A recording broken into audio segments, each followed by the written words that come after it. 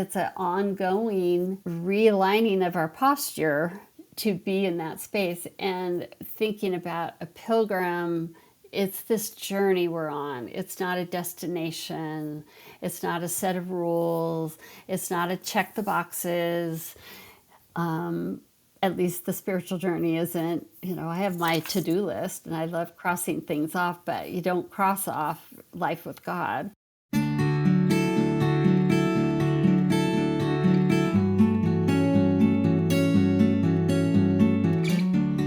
Welcome to the Being Formed podcast. My name is Adam. I'm the host of the show, as well as the president and co-founder of LifePoint Resources. This podcast is a soul care ministry of LifePoint. So if you're intrigued by the many conversations we're having about soul formation, soul care, spiritual direction, and life with God, then I hope you'll visit our website, lifepointresources.org, and consider how we can come alongside you with free resources, retreats, spiritual direction, transformational coaching, mentoring, and an amazing team of soul care providers ready to meet you right where you're at. Our guest today is Marilyn Vancil. She's the author of 2 wonderful books focusing on the Enneagram as a transformational tool, which, when understood for what it is and for what it isn't, can actually help us take the journey of living from our authentic self. Dallas Willard used to say that the main thing God gets out of your life is not the achievements you accomplish, it's the person you become. Ruth Haley Barton often says that the best thing any of us have to bring to leadership is our own transforming self. So I hope you get the idea. We are constantly being formed. The question is, who or what is forming us, and how are we being formed? The Enneagram helps us understand how we've been formed, especially as it relates to our adapted self, which Marilyn Vancil will explain in detail in today's conversation. The beauty of the Enneagram, though, is that it doesn't leave us simply at a place of self-knowledge for the sake of self-knowledge.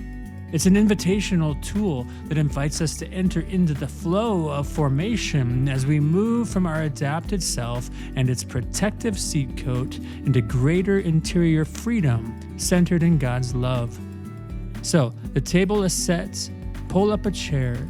Don't just listen, but engage in the conversation God is already having with you. And together, let's welcome my friend, spiritual director, coach, Enneagram professional, and author Marilyn Vancil to the community table.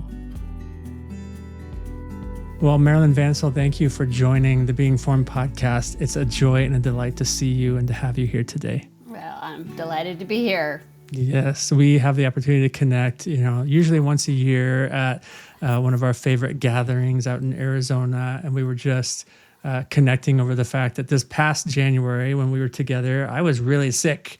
So I couldn't even remember that you were there or that we spoke, but that's how sick I was. You were really sick. I want to just begin, Marilyn, with this question that I have grown fond of asking all of our guests. It's a question that really goes beyond just that little surface. I'd love to know not just how you're doing, but really how is it with your soul?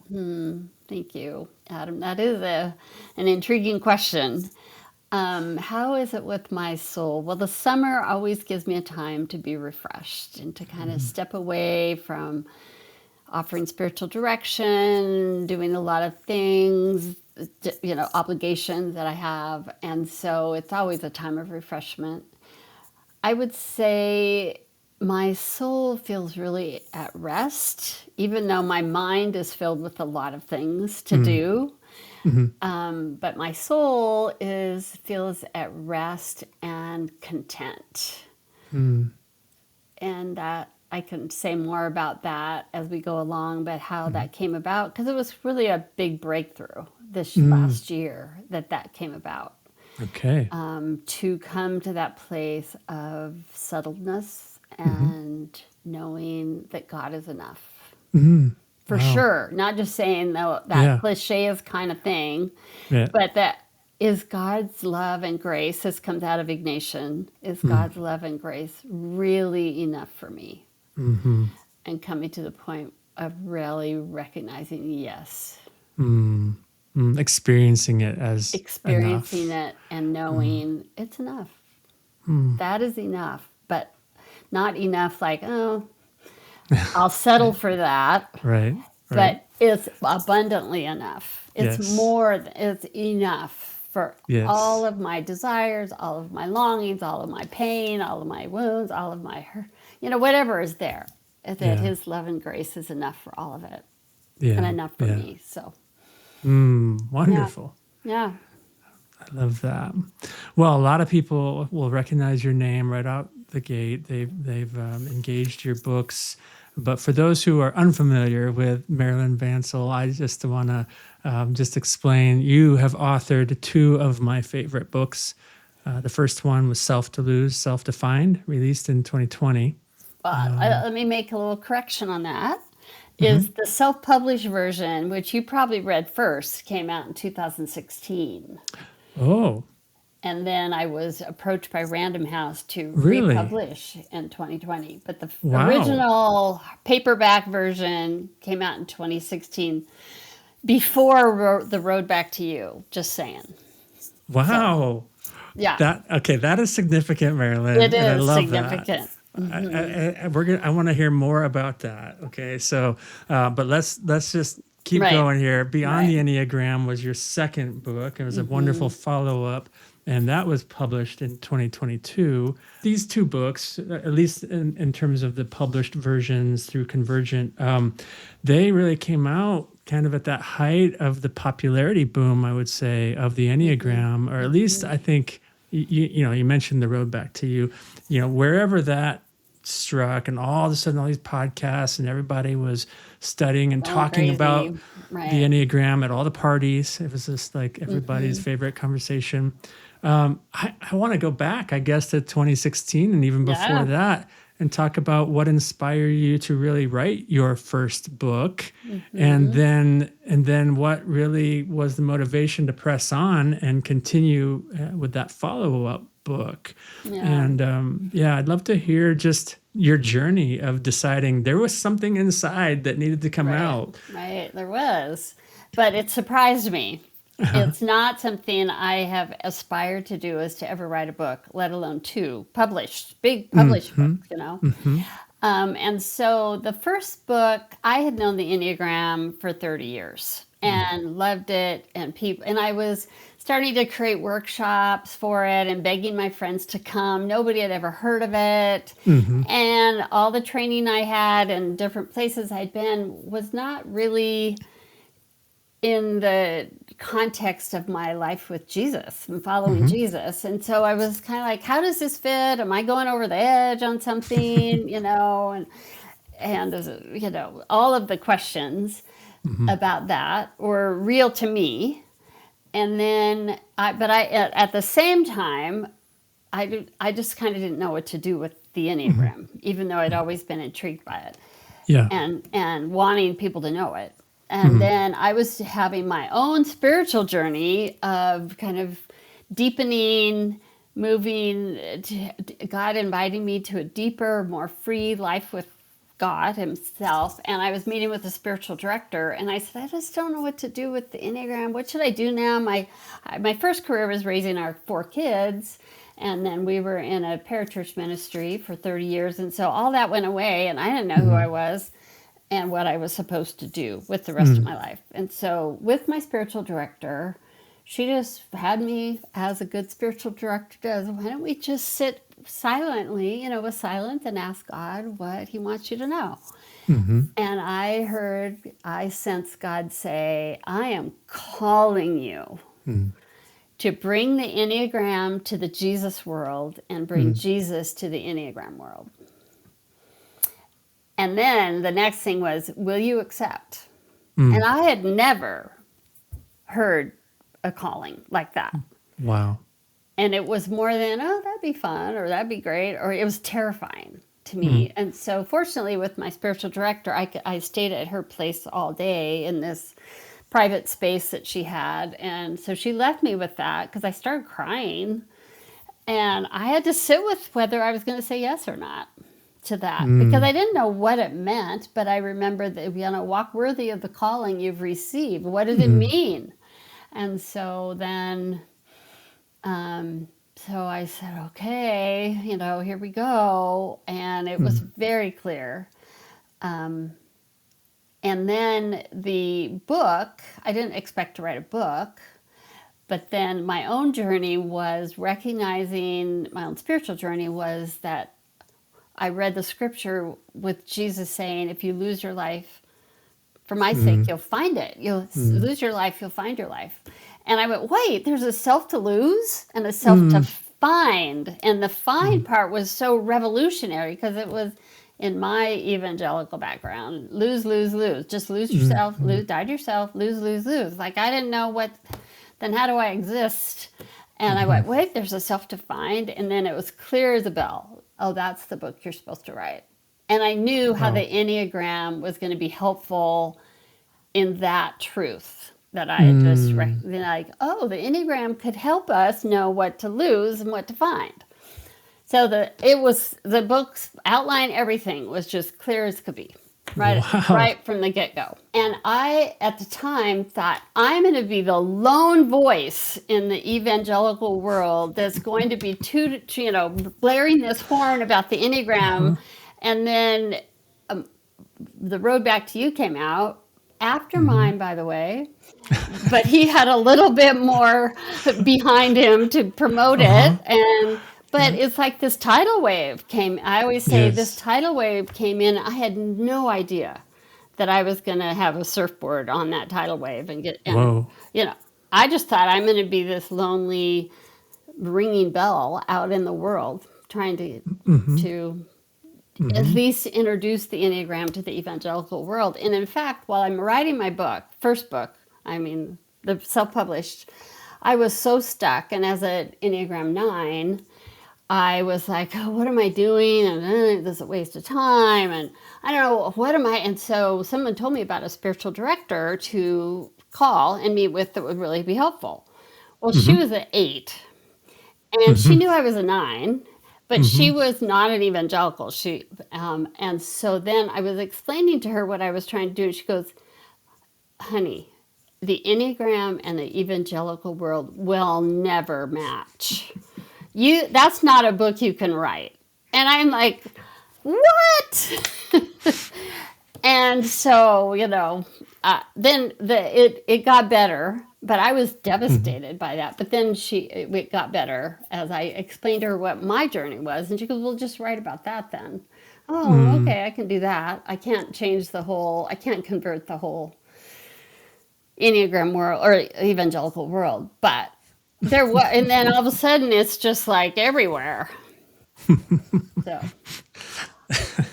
you said it so well that you got a surfboard and somehow you were on the wave. You got to be riding the wave. I had no idea that was coming in, but it did. And God, God's timing in my life at the time. So it was just kind of remarkable. Yeah. Well, so that helps me understand a little more clearly. The foreword of your first book here published, it was by Ruth Haley Barton. Right. Like, did that surprise, tell me about how I got that. How surprised you must have been when this self-published book somehow gets picked up. And was it because of the wave or what was? It was because I was my marketing department. So I sat in front of my computer and went to every state and put in Enneagram, Connecticut. And I'd find some church that was doing it, and I'd send them a copy of my book with a note, like you got when I sent you that one. And so I sent one to Ruth Haley Barton, and she wrote me back and said, this is a great book. And I'd never met her before, but and so then so Random House called me, Convergent, the editor of Convergent, and this is a funny little connection story. So Karen, who was the editor at the time of Convergent, her sister had come to a workshop that I did in Washington, in Edmonds, and she was Karen was visiting out from New York, and gave her my Enneagram book. And she called, Karen called me, can you get me your number? And she called me and she goes, would you let us republish your book? I want, and then would you write another one? You asked me how I wrote the next one. Cause I was like, Lord, I don't know if I should write another book. I don't know if I want to write another book, but I did have a sense of, I was feeling troubled by where the Enneagram was going and becoming so confined and so too definitive. Everybody was like a party game, and it was, there were some concerns I had. Plus, I was also in my own life doing some healing wounds. And the Lord told me in the middle of the night, the Enneagram and inner healing. And I went, oh, whoa, that's a big topic. But I sort of just sat with that for a while. That was before she even called me. This was like prior. And then she asked me if I'd write another book. And she said, I think you have a lot to say. And I said, I do. She goes, why don't you just write up a blurb? I had an editor. It was a Sunday night. I have an editorial meeting on Wednesday. Could you get it to me? And I just, what would you change about your first book? And so I just wrote up a one pager with a little paragraph. And 2 days later, I had a contract to write. So God must have wanted me to write the book. I probably would not have done it. Some of the things that were major shifts for you that maybe led you into trusting this process and all were happening in some of the space of spiritual direction. It did. For sure. How did you find yourself in spiritual direction at the beginning of this journey for you? Like when did you discover it? Why did you ever think I'll go sit with somebody who will listen to me, right? Right.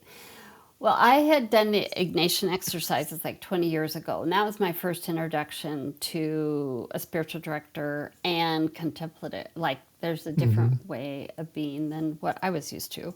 But it called my name. Like, oh, there's a part of me that's not been nurtured. It hasn't been dismissed, but it just has never been nurtured. In the evangelical ministry, the world I was part of, and with kids and life, but it hadn't been nurtured, and so there was always a hunger there. And then, I mean, how much do you want me to get into the weeds? But they aren't weeds, they're beautiful things. But I was really hungry spiritually, really, and I had always had a lot of doubts and concerns. And I was reading on my back patio, Robert Mulholland's book, The Deeper Journey. And he made a statement in there. I write about this in the first book a little bit, that the purpose of the Christian life is a loving union with God in your deepest self. And it's like the clouds opened up. Like, what? That's what I've longed for. And I think it goes, I'm a type 9 on the Enneagram. That oneness, the union with God, it was just like it settled so much for me in that moment. And so I was really hungry, and I had heard about this group called SELA, which isn't the big one, not the one you're familiar with, but in local in Seattle area. And I had met some people from that. And so I went on their website, and they had a book club that was doing the Deeper Journey. So I just started going. I drove an hour and a half once a week to start, to be around these people. And then they had a course called Living from the Heart, which then you have to have a spiritual director. And actually the spiritual director was someone I knew from years and years ago. It was just this, and she had this place up on Camino Island, and I could go to her. And it was just God directing my steps. And then their sister organization, Soulstream in Canada, had the spiritual direction training. So I'd already done the prerequisite. So I decided to be trained.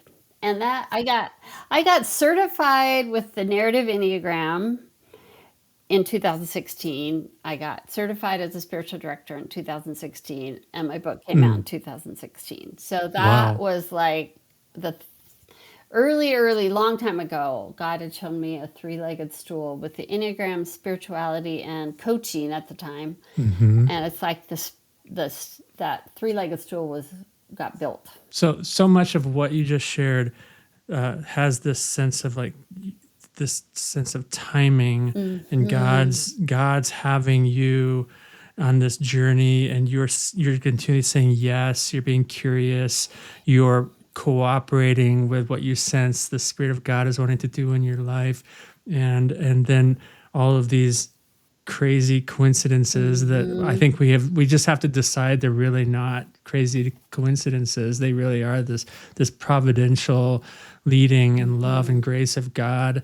If we would just have this like pilgrim posture, I think, to notice what God's doing. We're going to talk about that here in a bit. But so your book was very successful, and it all just kind of lined up according to God's timing, and you were able to ride that wave, the wave of the Holy Spirit, I think, Marilyn. I don't think it really was a man-made wave. Yeah, I don't either. And when I'm recounting all this and you're kind of repeating it back to me, I'm just so surprised. I mean, it's like, this is all so much God leading me. I wasn't ambitious for it, honestly.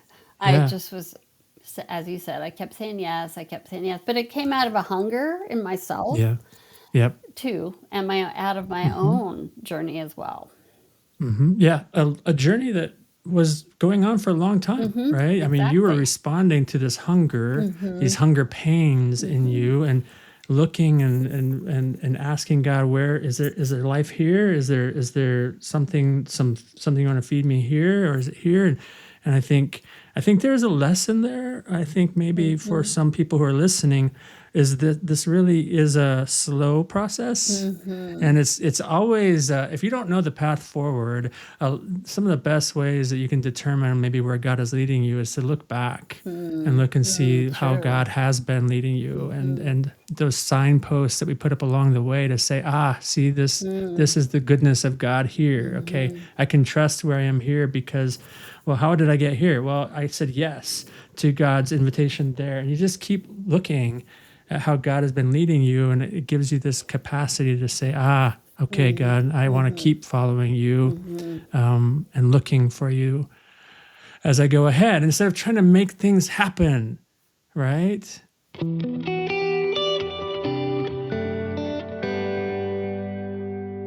You've shared that you identify with that type 9, someone who in health is reflecting God's peace, God's oneness. And as I've come to know you, I'd say absolutely yes and amen, Marilyn, to you being a person who brings peace into conversations, into relationships, into spaces, and into your writing. I felt that before I ever even knew you. And I was just reading your book going, wow, this is the voice. I can really relate to this voice, your style. But it's because you have an ease about you, I think. You have a sincerity and a kindness and a relaxing and a disarming posture. So, okay. So I wonder, what did it cost you as a 9 in the early years of being attentive to the Enneagram and writing and teaching about it? Did it cost you anything, do you think? Well, it cost me discomfort. I kind of had to enter into discomfort and trust. And I think the thing that brings the most peace, or brought the most peace, was such clarity to the calling, like I've shared already, and then getting in touch with really my heart's desire for people is for people to be at peace as well. And that how can I help people with that? I would say the shift from my unhealthy 9 of, I don't really have much, kind of the false belief, like, oh, who am I? What do I have to offer? I'm just sort of invisible. And the go along to get along. Like, I don't want to cause any trouble. I don't want to, cause any waves. And to, a passive peace, false peace, to an actual pretty active peace, if that makes sense. Yeah. And God gave me this mission statement for myself, is to be at peace inside and give peace as a gift to others. And so I have it sitting on my desk, my identity desk, I have a page here for myself to remind myself. Yeah. So did you have a sense of like this ongoing invitation, like to deeper trust? I You know, did, yeah. is it trusting like God or yourself too, or? Yeah, a good combination of that. And going back to the clarity of, okay, you called me to do this, and oh, how many long walks I would take when I'm sitting trying to write something and it's not coming, and I'd be crying, and I'd go for a walk and then come back and there it was. It would come to me. And often I felt like I was going to throw up, because I knew I had something to say, but oh, how am I going to say it? It was agonizing and lonely to write and that's why I wasn't sure if I wanted to write the second one, because it's very isolating Wow. to be that Wow. focused on something, and it was hard work. So there was a cost to that, but trust and belief and the sense of God's presence. Well, and I love how you already named that peace, not the artificial peace, right? Or, but experiencing what real peace could be like, and living from that place.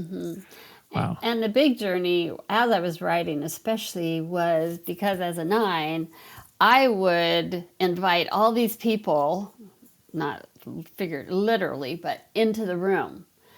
Oh, what's my husband going to think of that statement? What's David Daniels going to think? What's so-and-so going to think? And I feel like they were all looking over my shoulder, clamoring around me, going, no, no, no, and yes, yes, yes, and no, no, no. And finally, I just had to ask them all to leave. But then it came to trust what I'm saying. I don't Right. have these, because I wanted to, be guided by everybody else instead of guided by the Holy Spirit. An inner And that inner authority. peace, that inner authority, which was new to me, was really a new thing. So, Wow. yeah. Wow, it just strikes me as fascinating that God would use a 9 on the Enneagram to write this book in that time, Right. in that space. That was really like, wow, there was a lot of tension. I feel like a lot of resistance. I still think there is, right? Right. But all right. Well, your first book, I love how you described how the title came to you so clearly. I'd like to linger a bit around this dilemma that you describe at the very beginning of the book. As a tale of two halves, right? The self Two that selves, yeah. we have to lose, and the self we need to find. And now, if anyone's listening and they're like, wait a minute, we're like 30 minutes in this conversation and we still haven't talked about all the numbers. I just want you all to understand, I wanted to give Marilyn some grace and say, I'm not going to make you in an hour give us this cruise around the Enneagram, when we can find this information by reading the book. We can listen to other podcasts. I have previously recorded a conversation with you with the Grafted Life podcast, and I'll put that in the show notes. People can go listen to that there. We wanted to just give some space for conversation to flow that wasn't just about reciting again Thank you, Adam. all the information about these different numbers. They're great, and I think your book is probably the best source I would point people to read about them. But yeah, on the idea of the two halves, though, because we have to get to the idea of why the Enneagram, okay? Right. So can you unpack for us this concept of the authentic self and the adapted self? This has been the most quoted back to me of people appreciating my take on the adapted self, especially the adapted self language versus false self. And at the time I was writing the book, I was reading a lot about true self, false self, and there's a lot of great information about, a lot of good theology and good writing about that. But it just didn't ring. It just felt like, but the false self feels really real. It doesn't feel like it's just vapor. It's actually, it's present. Yes. And so I was like, what is the false self? And so as I was thinking about how we are born into this world and we have to adapt, we have to survive. We figure out how to be loved. We figure out how to stay safe. We figure out how to have agency. And we have to survive, and we adapt to our environment. We are adaptive creatures. And so I thought it's the adapted self, not that we start to, the persona that we start to believe and start to rely on to get along in the world. And, and it's not sin, it's survival, it's humanity, Wow. it's humanness to have to do that. And if we don't, we don't make it. And so then but prior to that, we are created in God's image. And God created us, and children babies are born. You've got a new baby in your house, and I have 11 grandchildren, and each, seeing these newborn babies, they're unwounded, they're innocent, they're open, they're all of what we want to be, what our true selves, our authentic self is, created in God's image, and then it has to, our self has to adapt. But that authentic self is there. And then with the Enneagram, I felt like each of the types is a reflection of God's character in a specific way. And, so like the 9 is a reflection of God's peace and oneness, or the 1 is God's goodness and rightness. I'm not going to go around, but, and so that to me is the authentic self. And that the spiritual journey, and lots of spiritual people say this, is you start and then you fall. Then there's creation, then there's the fall, and then there's restoration, there's redemption. And that God, our adapted self, stops working for us. And that's where the Enneagram helps us identify what patterns are we believing and living into that are creating trouble for us and keeping us from really the freedom and letting our authentic self come up. And I use the example of a seed coat, like a seed has to have a seed. And I have a garden right now, and it's just amazing how from a seed is this big squash plant is growing. Yeah. And all of the potential of that plant is in that seed. But if it's nice, it's nice and hard when I get it out of the package, and until that seed coat breaks off, its true fruitfulness cannot be experienced. And so I see the adapted self as the seed coat we've created, which we needed to protect us until the time is right. And until God, God's presence and the love, all the things that God invites us to. And that seed coat doesn't just fall off one little, all at once, but it's one piece at a time. And the Enneagram helps us recognize that seed coat and what do I need to lose so that I can find. So my true self can emerge. Yes. And all of that seed coat even becomes compost into the soil. So it's not lost. Wow. It's not damnation. It's not condemned. It's just part of who we are, but it's not who we are. Wow. Oh, that's good. Yeah. That's really good. Thank you.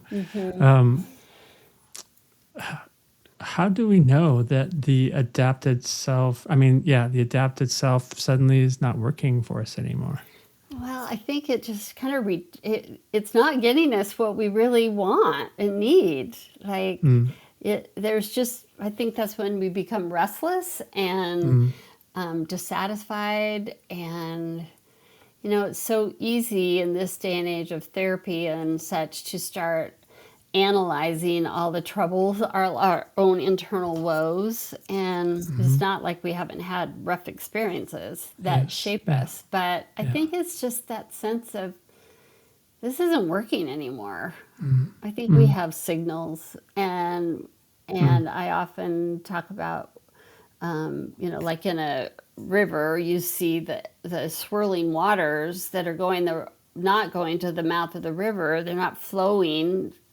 They're spinning back on themselves because there's some obstacles underneath. It's like a vortex. We just have to pay attention to those places of where we get sucked under and we get caught. And why are we mad, or why are we disappointed, or why are we, just paying attention? As part of that posture of a pilgrim, really, is to say, why is this troubling me?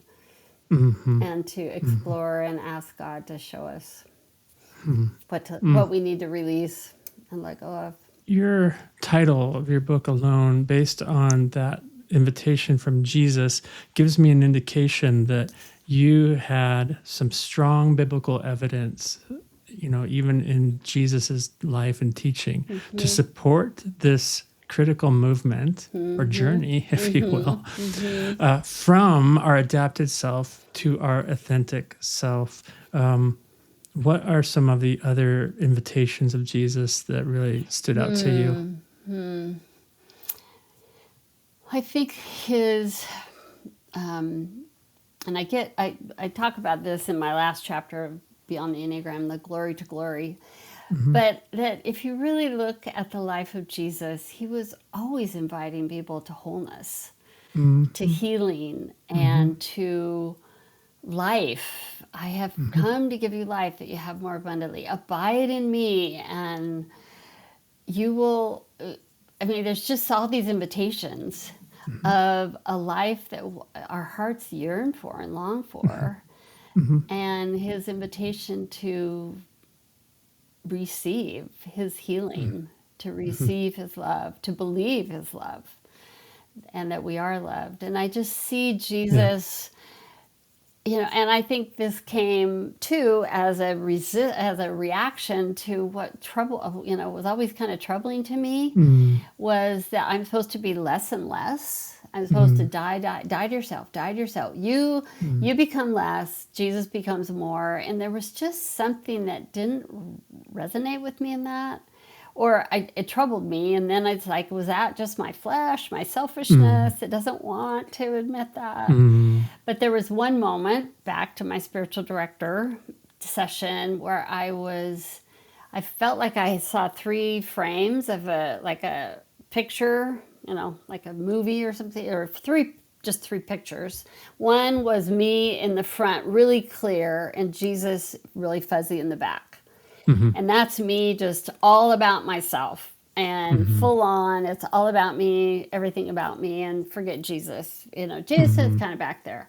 And then the other one was Jesus really clear, and I'm fuzzy, and I'm unclear, and just kind of faded into the background, which was what I felt like the teaching was. And then the third one was we're side by side, and we're both clear. And I heard Jesus say, look, we can both be clear. Oh, yes. I love that. We can both be clear. We're not taking away from each other. It's not either or. Yeah. I'm not, your clarity doesn't diminish my clarity.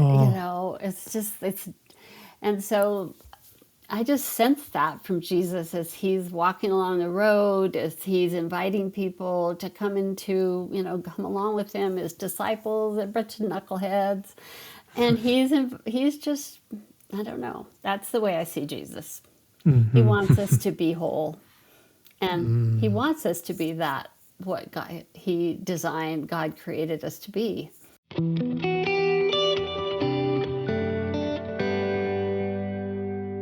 Speaking of wholeness, and this ongoing invitation, I agree. I think it is this invitation to wholeness, which is restoration, right? It really is the arc of the story of the Bible from beginning to end. And so, we can find our place. We can find the place of wholeness and God's desire for us to be whole. In our theology, there's room for it there for sure. And this side of heaven, by the way. Right. It's not just, someday. Yeah. Wow. So this understanding of how the Enneagram is supporting, I think, this ongoing invitation then to wholeness, this is going to have an effect. It's going to come to bear in how you do your ministry, which is largely a ministry of spiritual direction.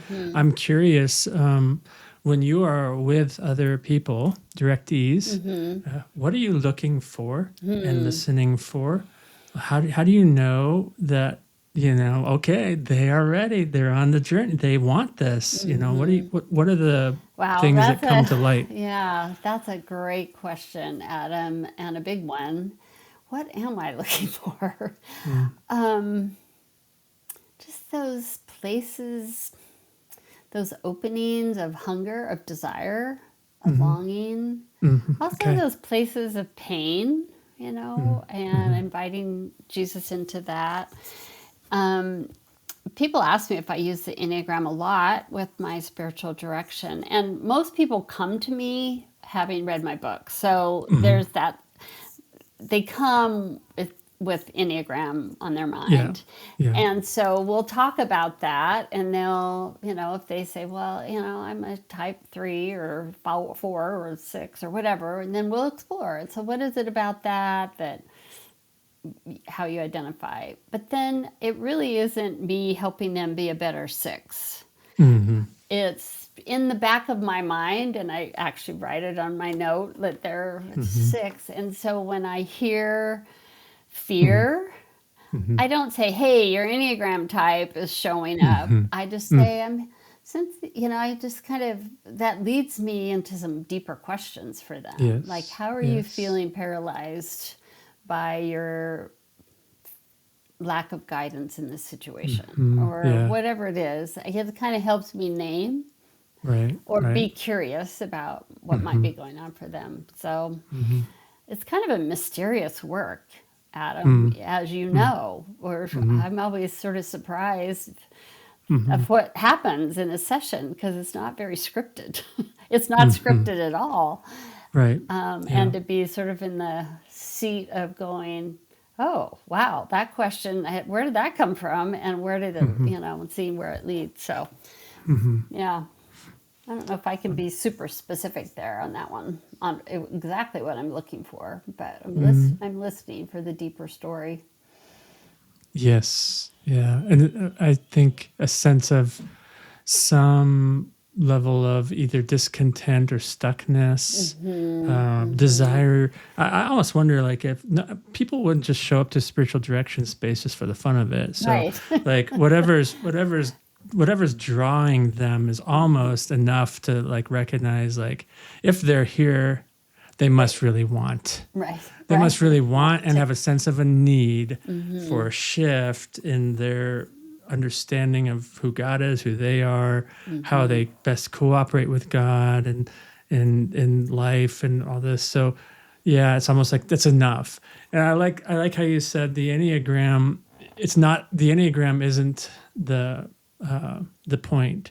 Because I think if someone were to have that understanding of like, let's use the Enneagram to script out how we how things are supposed to go, we've completely missed the point. Exactly. Yeah. So, which draws me to your next book, Beyond the Enneagram, where you were sensing this idea that, oh, if we're not careful, we will take our knowledge of the Enneagram and just become more knowledgeable people of something. Right. What's the invitation ultimately that the Enneagram is helping to serve in this idea of moving from adapted self to an authentic self? So you take this wider lens view, I think, this pull back, look at the Enneagram as a whole, and you redirect our attention away from all these distinctions and all these particularities, and you talk about the flow, the desired flow for everybody. Where is it all heading, Marilyn? Well, as you know, I created a kind of as best I could, a picture or a paradigm of what the spiritual, that movement from the adapted self and how, we're stuck on the outside and then moving Mm-hmm. toward, and that at the center is God's love. And I call it the drawing Mm-hmm. because not because it is a drawing, but because it's the drawing of God. God is drawing us every. I think I want to believe that. I have to Mm-hmm. believe that. If I don't Mm-hmm. believe that, and that everyone is being drawn by God, then it feels like this is just a fairy tale. Like we're just making something up to make us feel better, or judge other people or whatever. But I think God really wants everyone. I know God wants everyone. He's drawing us to the center of his love, and his love is in the middle. And really, it was my husband who at one point said, if you're in the middle, you're equidistant from all the types. And I went, oh, wow, you're right. And you're not stuck I'm not stuck as a 9 with clenched fist or a solid seed coat around me to have peace at any price. When I let go of that, then, and I move more and more with confidence and awareness and presence with God's love, then all of qualities of God are available to me. All the fruits of the Spirit are available. Amen. And I'm not just a peaceful person. I can be wise. Amen. I can be Yes. powerful. I can be, an expression of more of God. And that's what isn't that what we're longing for, is to be the fullness, and God, the scriptures talk about the fullness of God within us. We're hidden with him. We have the fullness, and to experience that fullness. So the drawing, I just think, it's in the center is God's love. It's not God's judgment. It's God's love. It's God's grace, which I said earlier is enough. Yes. Marilyn, thank you for writing that second book. I mean, you had to be just as obedient to the call. I did. For that one as you, especially even maybe more so because you knew the pain. You knew how hard it was. Yeah. And I did. There was a moment of when this contract was, being developed, and I thought, am I just signing this because I'm flattered that they want me to write another book? And so I was really wrestling with that, and I'm praying about it, and God said, Marilyn, there's something I want you to say, and you're not going to do it on your own. So I'm giving you this. So, yes. And then COVID happened. It really actually was a gift in terms of writing, because I couldn't do anything else. But not that it was a gift in a lot of other ways. But for that season. I think God in God's great design and leading and like sovereignty and the whole thing, knew who he had in you as a faithful voice to help, I think, bring our attention, because we needed it. We needed to be redirected to, I think, a larger sense of purpose for really, if this is a tool and it's for us for now, it's of God, and we ought to draw from it. Let's also remember it's just a tool. Yeah. Yes. What we're talking about here is relationship and freedom. Yes. Yeah. Absolutely. Yeah. Well, as we close our time, I'm so grateful for your generous space here to just give so freely of your time. But I want to honor it too. I was really drawn back to book 2, Beyond the Enneagram, and chapter 2 is called The Posture of a Pilgrim. And I thought, well, for obvious reasons, this was one of my favorite chapters. And it is again. I just finished walking the Camino de Santiago just like a month ago. And so I was just so delighted to be reminded of this chapter. I'm going to just read a bit from page 26 and hopefully give us a landing place for our plane. We've been talking at some pretty high levels here, but you in this part of the book are referring to some friends of yours, Art and Janet, who actually had a chance to walk the Santiago and the Camino. So what they shared with you was exactly what I experienced. Awareness comes to you with each step by embracing what is present in the moment. They said, it was just amazing how every time they would read a scripture passage or something that morning, like something would happen that day that would like be so connected to the verse that they had just read or meditated on. And I think it was because of how aware, like the Camino experience just makes you aware.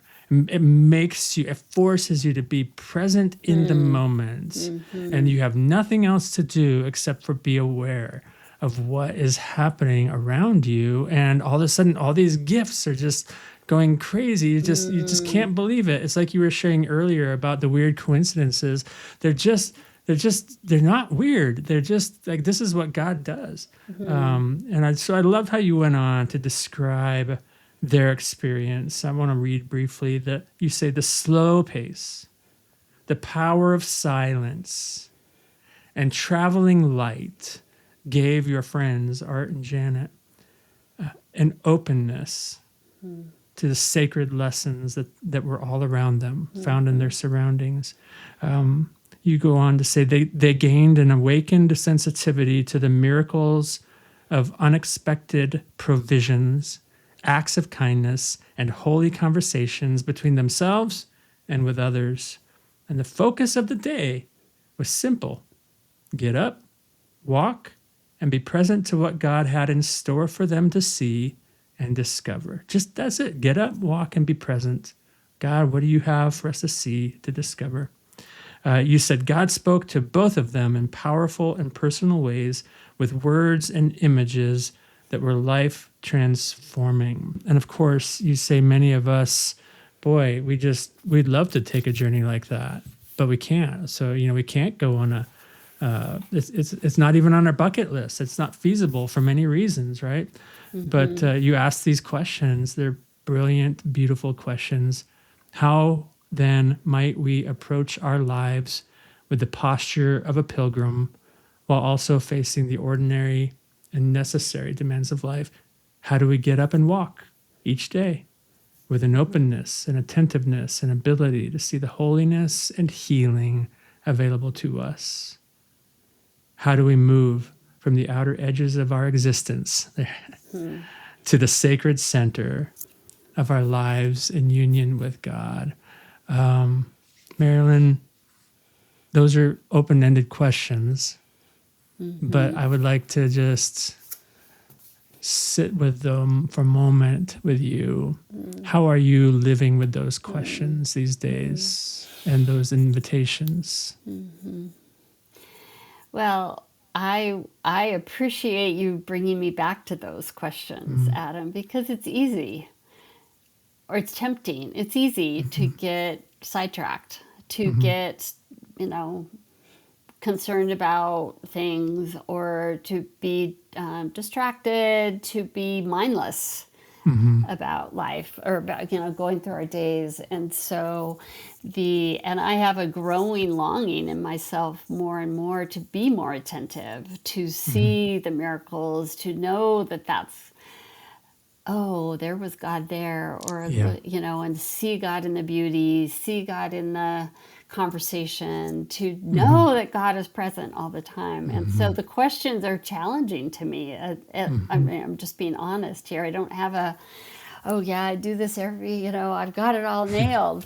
And it's just, it's an ongoing realigning of our posture to be in that space, and thinking about a pilgrim.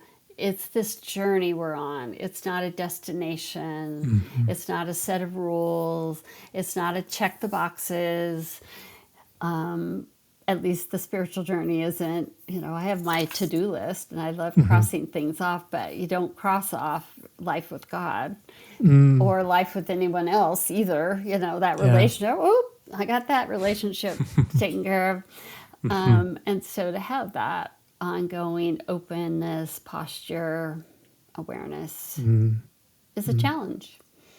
And I appreciate you kind of calling me back to those questions myself, and to have that posture more and more. Because there's a lot.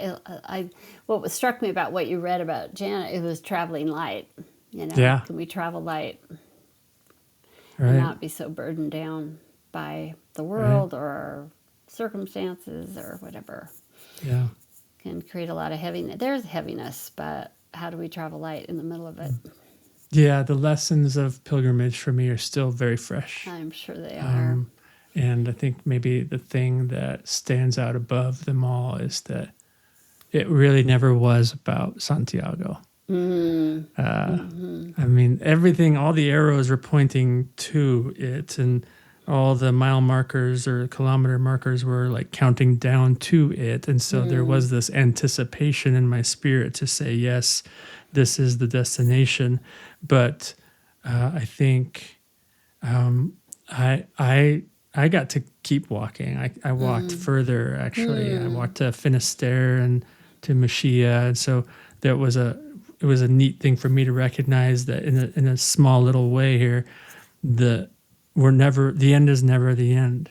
Even like when we pass from this life, it is not the end. It is a wonderful transition point for us. And so how can we go ahead and get comfortable with the idea that we are on a pilgrimage that never ends, and it is about the journey together with God, with others, and this call constantly to travel light, I love that. to recognize the grace and the provision, the goodness, the moment we're in, and to be caught up in it. So thank you for helping me just for an hour or so be caught up again in this invitation from glory to glory. Right.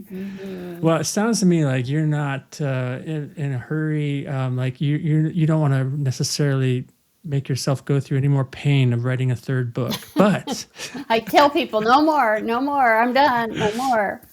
I just want in your mind just for a minute, though, and your imagination, if you suddenly felt the invitation and the energy to write a third book, like, this trilogy kind of idea, where is your curiosity taking you these days? Well, I think I shared it, when I was talking about how it is with my soul. I think it would be the final prayer of Ignatius, to explore that the love and the grace is enough. I'm curious about that just in my own life, and how does that play out in other people's lives? Can we really say that? What is it like for that to be enough, and what is the fruit of believing that and living that? Not just thinking it, but actually truly experiencing the enoughness of God.